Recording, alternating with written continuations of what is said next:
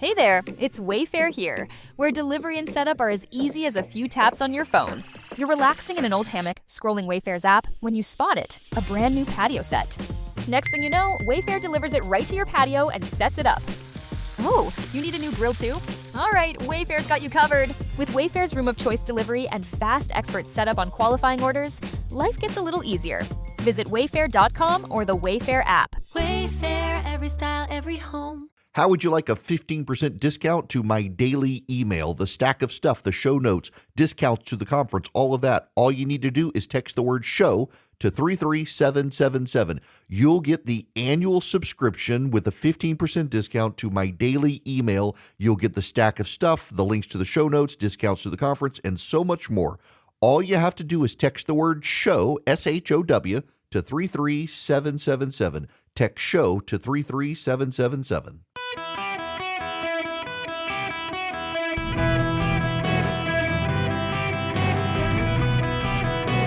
Welcome to the Eric Erickson Show podcast, Hour 2. Hello and welcome. It is Eric Erickson here across the United States of America. I'm delighted to have you with me. The phone number is 877-973-7425. Should you wish to be on the program this Open Line Friday, if you text Eric, E-R-I-C-K, to 33777, you can get all the links from social media and the podcast and so much more. Before I shift topics, I want to go on and take Justin's phone call down in Jacksonville, Florida. Justin, you can give us some insight on this VA disability thing. Welcome. How are you? Good, sir. Thank you for having me on. Sure. I just wanted to point something out. It kind of made me a little upset earlier because a lot of people have this misconception about veterans' disability. Just if you're in a civilian job and you get hurt, you can either get insurance or you could sue and you get paid for it. In the military, that isn't an option. So after however long you've been in, it may have been a few months or it may have been 30 years, you have a medical record book. And at the end of that time, when you go to get out, you can put in for a compensation for injuries, for PTSD, for any sort of condition you developed while you were in.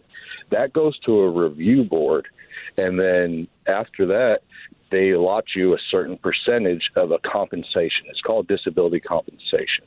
Just because you're awarded anywhere from 10% all the way up to 100%, that doesn't mean you don't have the ability to work. It just means you're getting paid for the injuries you sustained while you were in service. Well, that's good to know. Okay. I appreciate the explanation there because I've been confused. I keep hearing he's got a full disability rating. It's like, how is he working? Because, I mean, when I was a lawyer, you had somebody like that in the private sector. They got a full disability rating. If they went out and got a new job, it kind of disqualified them from the disability. Yes, sir. That is different type of thing there. That's 100% different. You may be at a 10% rating because you've got a knee injury or hearing loss because of injuries or whatnot, or you may be 100% because you may be missing a limb, may have a back injury, maybe have PTSD from certain issues. But just because you have those, they do have a next level up where you are 100% and they add 100% non-workable where you get another benefit, and then yes, you are capped at what sort of job salary you can make.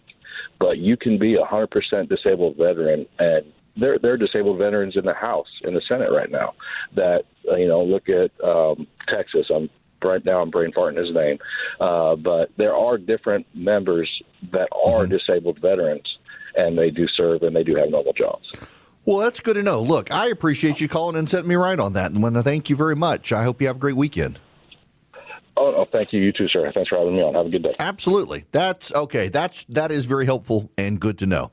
Now, everybody else, be patient because I want to talk about the economic news. Because, again, I played this clip earlier from CNBC and Rick Santelli. This is worth reviewing. And the data is out, the May jobs report, 172,000. Is there any doubt that this anecdotal evidence about a good labor market has been very correct? That is a really strong number. And last month, we had a revision from 115,000 to 179,000, which means the 2-month revision is got to be over 90,000. That is a good number. Even manufacturing posted a 7,000 job gain. So how strong is 172,000? That would be the best number since 185,000 in March. These are solid numbers. Solid numbers. Now, let me go into the Wall Street Journal data for you by Harriet Torrey at the Wall Street Journal. The U.S. added 172,000 seasonally adjusted jobs in May, beating expectations, better than the 80,000 jobs expected. The unemployment rate stayed unchanged at 4.3%, in line with expectations. What we're seeing here is the catch-up from last year, where employers were on pause due to trade policy uncertainties and federal government cuts, said Sarah Howells of Wells Fargo. The employers have a better sense of the growth backdrop. Payroll gains have averaged 188,000 over the last 3 months, a pace not seen since March of 2024.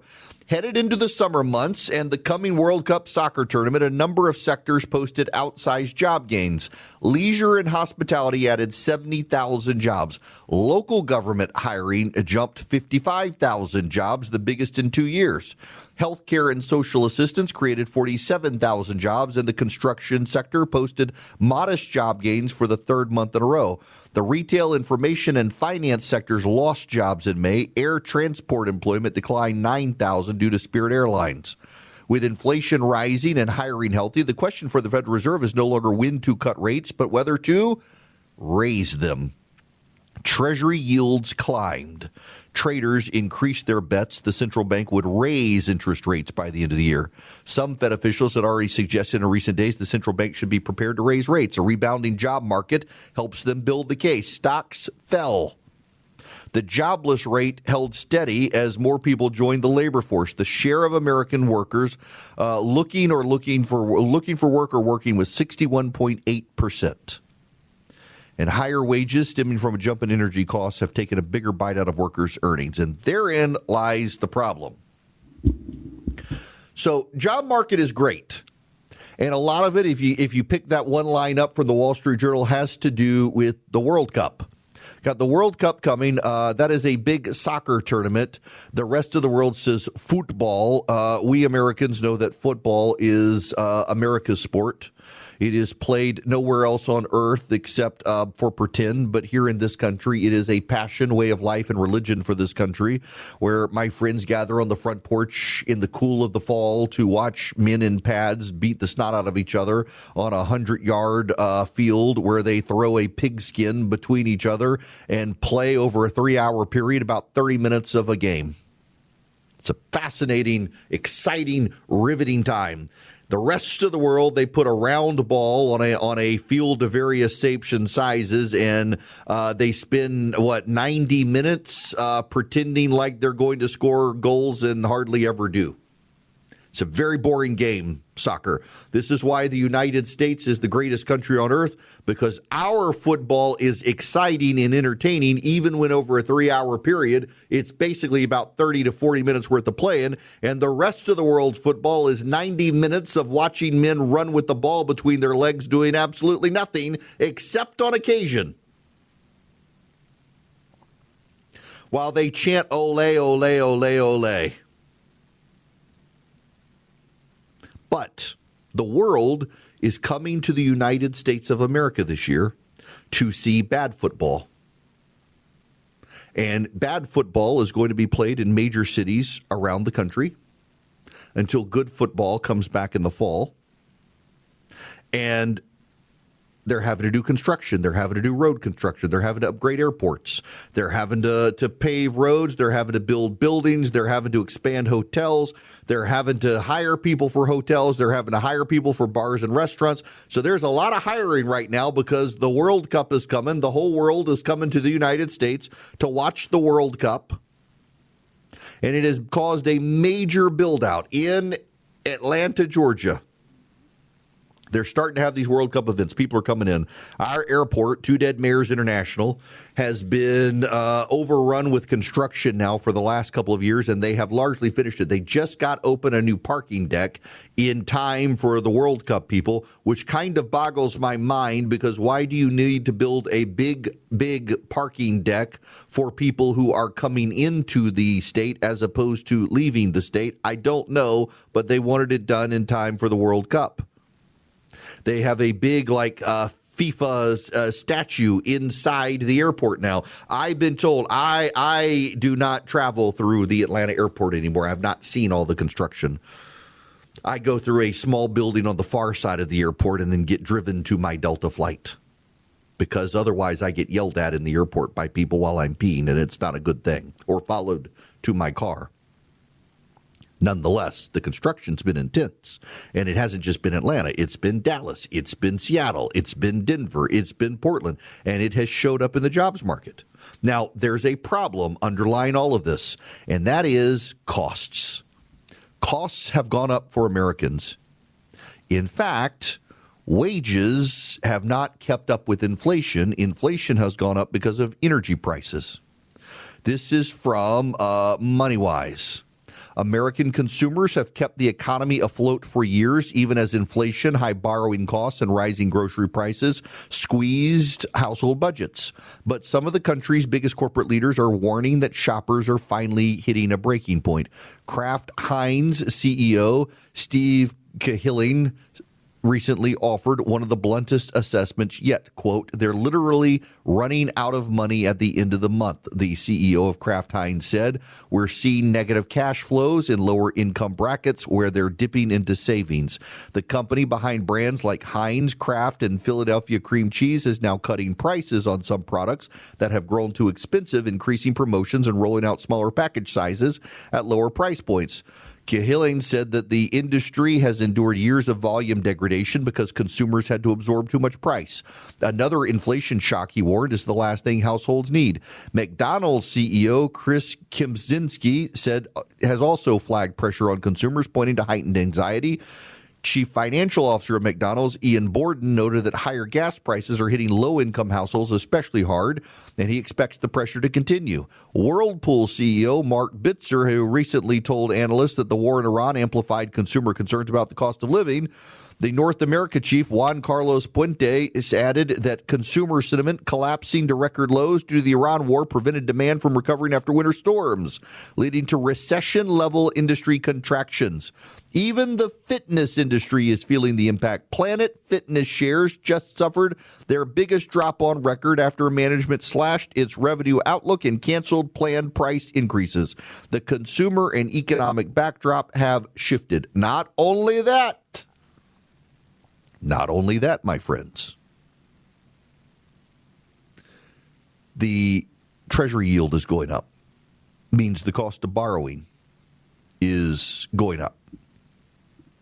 And as the cost of borrowing keeps going up, the interest rate on the bond goes up. It makes it more likely that those costs are passed on to our children. As the federal government, it costs it more and more to get money to spend. And it is deeply, deeply destabilizing for the entire country. So, yes, the job market is great. But there are undercurrents in the economy that are not good. Poor Americans have less money to spend because gas prices and grocery prices are high. Upper income Americans have floated the economy for a while, and they're now starting to fall behind on their credit card payments and their car payments and their mortgages. Upper income Americans are struggling now as well, and they have kind of held the economy together. But the gas prices for so long and the increase in inflation are causing problems. Wages are good right now, but they're following behind inflation. And now comes word the Federal Reserve might actually increase interest rates. Now, think about that for a minute, because the President of the United States got Kevin Walsh confirmed on Kevin Walsh's promise that he wanted to cut interest rates. Kevin Walsh can't cut interest rates. He has to have a majority of the Federal Reserve agree to do one thing or the other. And a majority of the Federal Reserve is beginning to hint they may raise interest rates instead, which is going to cause the president's head to explode when that happens, given the faith he had put in Kevin Walsh to do the opposite. It's going to be interesting to see what happens. But with inflation on the rise again, in large part because of this president's policies, whether you want to believe it or not, we're probably going to see interest rates go back up. And that'll be great for people on fixed income who are living off savings accounts because their interest rate will go up, but not good for the rest of the economy. It will slow the economy down as we head into the midterms. Ellie's Eden, part of Azure Standard, was created to make gardening more meaningful for families. In the Azure family, gardening is more than a hobby. It's how kids learn where food comes from, how families slow down together, and how we care for the land. Ellie's Eden offers carefully selected plant starts, seeds, and garden essentials chosen to help you grow with confidence. Whether you're expanding backyard beds or planting your first patio garden, Ellie's Eden helps you grow something lasting. Explore Ellie's Eden at azurestandard.com.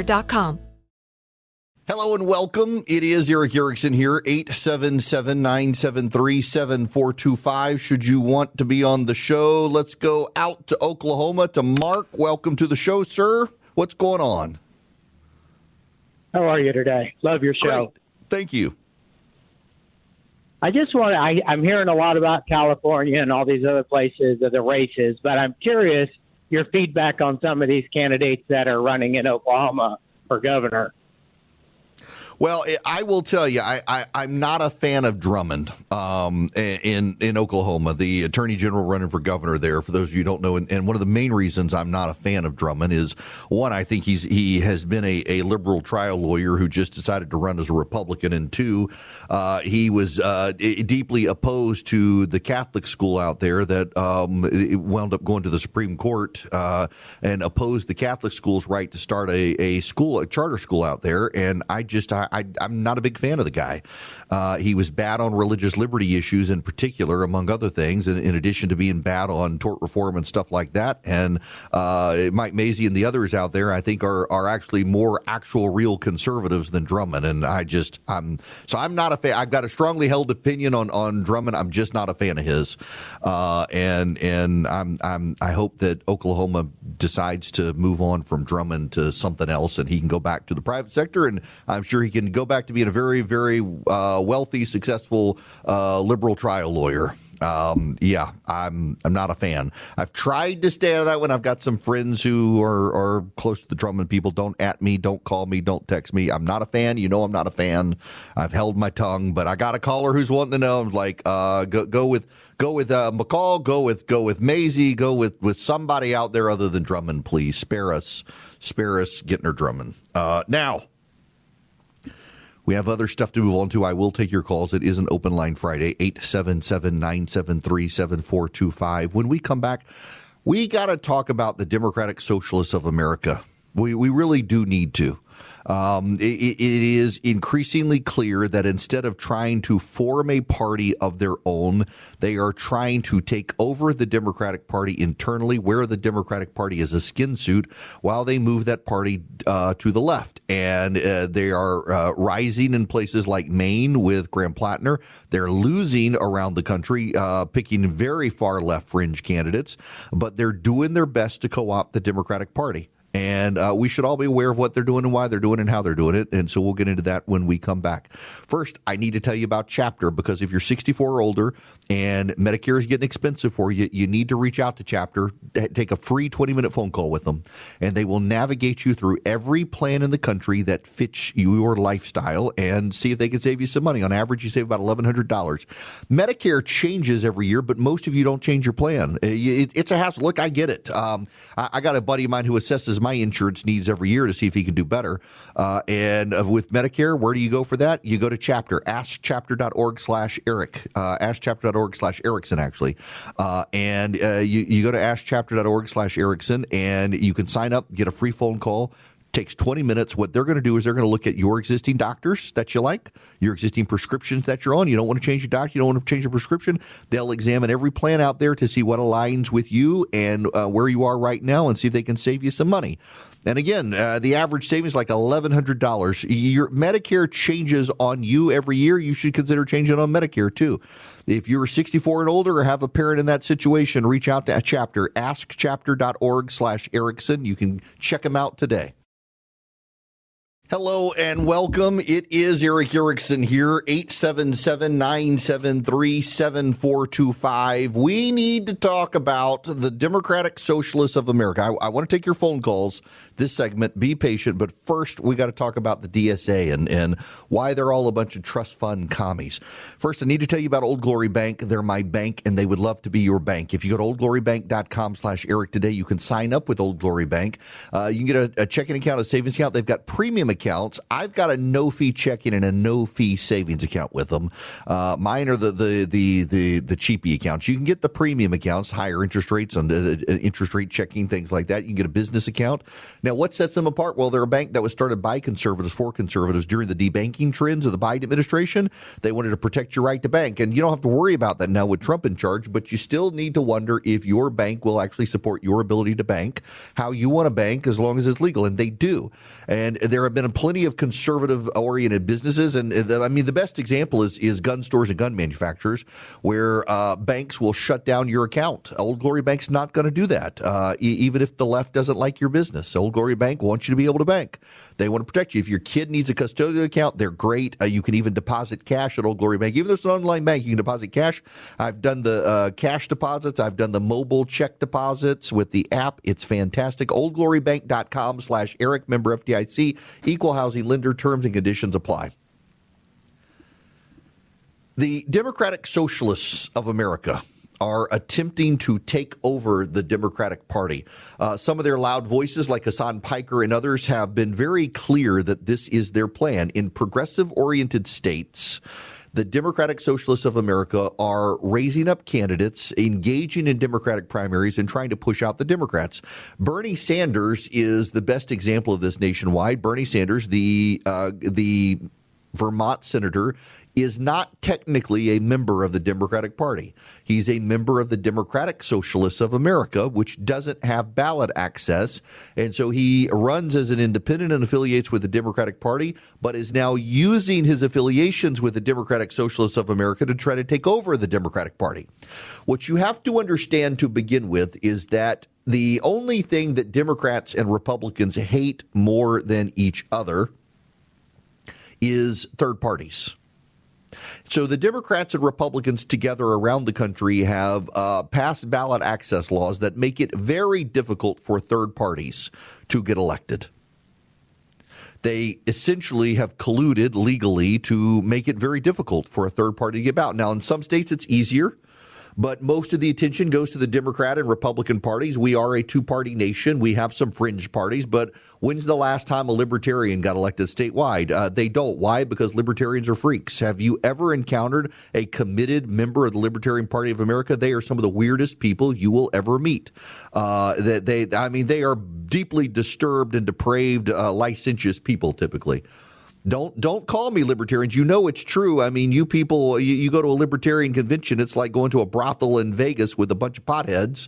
It's a weird thing.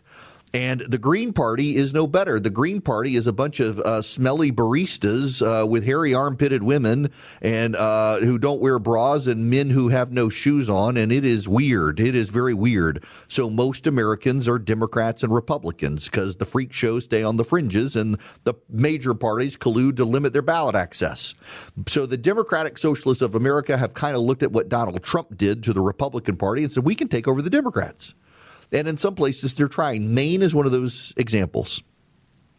A group affiliated with Bernie Sanders went to Maine to find a Democratic Socialist candidate, and they found one. Ironically, they decided he had skeletons in his closet that they didn't actually believe were true, but he would have a hard time explaining. So instead, they found this communist who had been a Nazi named Graham Plattner. And they didn't think he had skeletons in his closet. Makes you wonder what the other guy's skeletons were. And they found a guy who is a privileged white kid from wealth. And this is part of the problem for the Democratic Socialists, is they typically do a terrible job finding credible candidates. I mean, the Democratic Socialists of America, they've got a class problem. And their rhetoric is designed to obscure the class problem. Zoran Mamdani is the son of a Columbia professor and an acclaimed filmmaker, and he's now the standard bearer for the Democratic Socialists in New York. You've got Ivy League credentialed, staffing progressive nonprofits. You've got heirs and trust fund organizers animating the movement's intellectual core. You got a pattern emerging, and the movement can't really explain it. The face of American socialism is increasingly young. It's college credentialed. It's conspicuously well-bred, and that's not a coincidence. It's the structure. Now, some people disagree with me on this, but I want to walk you through this. I went through it the other day, and I think it's worth revisiting. Because the pattern is much older than the Democratic Socialists of America that we're seeing, and they are essentially the American communists. But the American Communist Party is too fringe, so the communists who want to go mainstream become Democratic Socialists. Frederick Engels co-authored the Communist Manifesto, and he was running his father's textile mill in Manchester, England. Karl Marx married into Prussian nobility and lived on Frederick Engels' industrial fortune. Lenin's father held hereditary status under the Tsarist table of ranks. Fidel Castro was the son of one of the largest landowners in Cuba. The proletariat rarely actually fosters and festers revolutions. It's the bourgeois' disaffected sons. The pattern's held up for nearly 2 centuries. The reason's not accidental. This is what we're seeing in this country with the Democratic Socialists of America. Mandami is from a wealthy family. Piker's Planter's from a wealthy family. Hassan Piker's from a wealthy family. What socialism reliably produces when imposed is not actually equality. It's a closed caste. The Soviet nomenclatura had a sealed list of stores and hospitals, schools, and dachas that the wealthy could go to that no one else could go to. The Chinese Communist Party has their so-called princelings. Xi Jinping is among them. They inherit political position just like a Habsburg would. North Korea has produced 3 generations of Kims, and the Castros gave Cuba 6 decades of dynastic rule. The empirical record is actually uncontested here. Every long-running communist regime has frozen its founding elite into an aristocracy that's hereditary, and the system that promised to abolish class only ever actually abolishes class mobility that threatens the rulers. This is the trade socialism actually offers the well-born. This is why you have all these rich kids becoming communists in the United States. A free market is the most ruthlessly meritocratic mechanism humans have devised. Joseph Schumpeter called it creative destruction. It's the relentless process by which yesterday's titans are unseated by tomorrow's strivers. The entrepreneur who's an immigrant can eclipse the inherited fortune. The garage startup can gut the incumbent business. David can slay Goliath. Capitalism doesn't care who your daddy is. It takes your standing and it hands it to a kid from Queens with a better idea than you. So for someone who suspects quietly that he's exactly the unearned aristocrat capitalism is designed to dethrone through the rise of the meritocratic creative destruction of the marketplace, this isn't liberation. It's a mortal threat. The free market is a mortal threat to the inbred elite. Socialism offers the escape. You replace the market's verdict with the committee's verdict. You suddenly take the credentials, the connections, the cultural fluencies and degrees that the elite child has accumulated since prep school, and they become decisive. The Harvard PhD is never displaced by an HVAC contractor in a system that allocates by ideological vocabulary and bureaucratic capture. The nonprofit, the agency, the university, the foundation, that's where all these people live, the institutions that the inherited elite dominate. And they're precisely the institutions a socialist order empowers to govern society. But empowerment requires a mandate. And here the inherited radical faces a problem of legitimacy. He can't rule in the name of his own privilege. So he's got to manufacture a constituency and then position himself as its head. And that's the function of the modern grievance apparatus. The well-born organizer survives by persuading others that they're the victims of an irredeemable society. The nation is systemically racist, bigoted, problematic. And he, the credentialed interpreter of their suffering, well, he is the one qualified to lead them out of it. His status depends entirely on the permanence of the voter's victimhood. A grievance that's resolved liquidates his position. A striver who climbs out of his own refutes the entire premise. The activist is therefore structured to invest in keeping the underclass aggrieved, dependent, and convinced that the ladder is rigged. Because the moment anyone believes they can climb the ladder themselves, they no longer need the elite who've positioned themselves to lead. By the way, this is the buried logic about why the bourgeois are the villains. The bourgeois is the middle class, the upper middle class, the shopkeepers. The entrepreneur, the middle class, is denounced because it oppresses the worker. But actually, it's the living refutation of the whole arrangement. The shopkeeper, the contractor, the engineer who built his own firm, the immigrant family that turned a bodega into a chain of grocery stores. These are the people creative destruction elevates, the people who prove the grievance is it a destiny. They expose the inherited elite as unearned and the manufactured victimhood as a racket. So this is why the DSA is rallying behind people like Graham Plattner in Maine. He's endorsed by Bernie Sanders and Elizabeth Warren, DSA figureheads. Plattner campaigns as a working-class Mainer, as an oysterman and harbor master in self-stained authenticity. But it's a costume doing heavy lifting. The reality behind it is precisely the inherited gentility that the thesis predicts. His grandfather, Warren Plattner, was a celebrated modernist architect. He designed the dining room, Windows of the World, atop the World Trade Center that was destroyed on 9/11. He built the interiors, designed the interiors of the Ford Foundation building. Talk about elitist privilege. He built the family estate in Connecticut that was inspired by a chateau in France. Plattner's father, Bronson Plattner, is a Dartmouth-educated attorney and former assistant attorney general or district attorney who contributed about $60,000 to Democratic candidates. Plattner himself attended the Hotchkiss School in Connecticut. Cost about $75,000 a year there. He was pushed out and had to finish in public school for reasons that will be forthcoming. This isn't the biography of a man the market forgot. It's the biography of a man who was insulated from the market, who's manufactured now his biography to be what the DSA wanted. The working class oysterman didn't buy his way into a home through grit. He financed it with a $200,000 loan from his daddy. And he pretended that it was a loan from the Veterans Affairs Administration with a low-interest mortgage. Plattner himself said he couldn't have made the purchase without the support of the VA. He tried to claim it was from the VA, but actually the money came from Dad.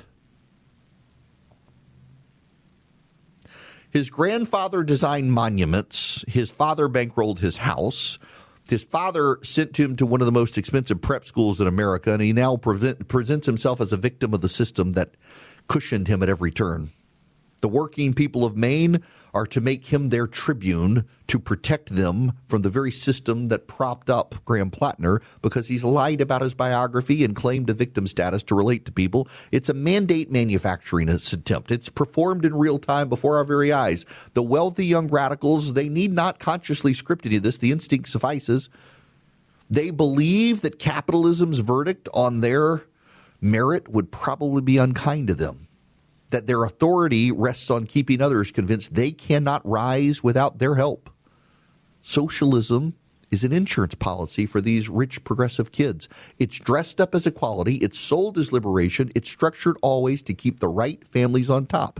And increasingly, they've decided to co-opt the Democratic Party because they can't get ballot access. Their candidates are now flailing around the country. Why? Because elitist, bubbled white kids, mostly white kids, they don't relate to the real world. And so they went out to find someone who could relate to men, and they found a man like Graham Plattner and said, that's the ticket. That guy, he'll relate to working class men. We'll pretend he's one of them. And so he behaves in an idealized way that these democratic socialists think relate to others because they live in a bubble of privilege and wealth. They don't actually relate to people. And so now they're taking over the Democratic Party, and they're having a hard time doing it because their candidates largely are terrible candidates and terrible people who don't actually relate to the real world and say super extremist things like defund the police and open the borders to illegal aliens that most people don't like, but in their bubble, they don't know it. And so they're not being very successful, but they're trying. And over time, they'll keep finding more and more candidates to co-opt the Democratic Party. And the upside for Republicans, in addition to them keeping these bad candidates around, is that, well, most immigrants to this country fled socialism. And there will be a backlash to the Democratic Party as it moves further left because most of the immigrants that they rely on for their vote deeply despise socialists, which is what the Democratic Party is increasingly becoming because these privileged kids from elite families, they've never really lived in the real world, and they don't actually know what it's like to live under socialism that they want to impose on others. Hello, welcome. By the way, for those of you who live in Georgia, your runoff is coming up. If you text ENGAGE to 33777, I'll send you back the list of statewide candidates to consider voting for. Text ENGAGE to 33777. If you live in Georgia, we got our runoff coming up soon. You can get your absentee ballot right now. ENGAGE to 33777. Let me go to the phones. Ivan has been waiting patiently. Welcome, sir. How are you? Doing well, Eric. How are you? Great. What's going on? I voted for Donald Trump 3 times, and I'm a very staunch supporter of Israel. I just don't understand where we get off dictating to them what they should do and what they should not do. They are an ally. They are a sovereign nation. And for the life of me, I can't understand why they put up with it in the first place. But what gives us the right? Yeah, so I don't think we should. And because they're our partner and get military assistance from us, we can push them around, which we do with other allies as well. And I mean, in the same way, it's like Saudi Arabia or Great Britain or the UAE saying we can't use our military bases. We essentially tell Israel you can't use our Patriot missile batteries and things like that. That's one reason Israel has such a big, robust defense industry itself, is so it isn't having to rely on us. I personally think that we should allow Israel off the chains. And for those of you who see the sinister Jews in charge of everything, just consider that the sinister Jews in charge of everything are having to yield to Donald Trump, who does not want them to engage in anything with Iran right now. Boy, the level of brain rot out there. I follow a couple people on social media who are increasingly that they put up clips of Tucker Carlson and that Carrie Prejean Buller or whoever girl and Candace Owens, and it's all like relentlessly blaming the Jews for things and stuff like that. And I'm struggling to understand what's going on with the people who are putting up these clips. And I think there's some level of brain rot where you have interpreted that when everyone is denouncing people, they must have some level of moral righteousness and clarity. And that's not really true. Sometimes you are denouncing people because they are insane and rotting your brain, and maybe you shouldn't listen to them. It's just, it's wild to see, particularly when it comes to Israel. Now, let me tell you about Perfectly Snug, my mattress topper, because I had the benefit of using it last night because I got home and my wife had turned the air conditioner up and the house was hot when I went to bed when I got home from the Braves game. And I turned the air conditioner down and then I turned on the Perfectly Snug mattress topper and watched my fitted sheet inflate as the cool air flowed through because, well, I wanted to be perfectly snug. It's like an air conditioner for your bed. It can heat up. It can cool down. It's very quiet. I finally did decide I want to see if I can hear this thing. And so I cranked the engine up on the fans. And yet you can kind of hear it as it blows cool air through the mattress. If you put it on high, it adjusts automatically through the night. You wake up, the temperature you want to wake up to. You can control it with your phone. It just works. If you go to perfectlysnug.com/Eric today, you can sign up and get a Perfectly Snug mattress topper. You save about $280. Perfectlysnug.com/Eric. Perfectlysnug.com/ERICK. Save about $280. This thing, it has 2 zones for you and your spouse. So one can be hot, one can be cold. It just works, and you are perfectly snug at night.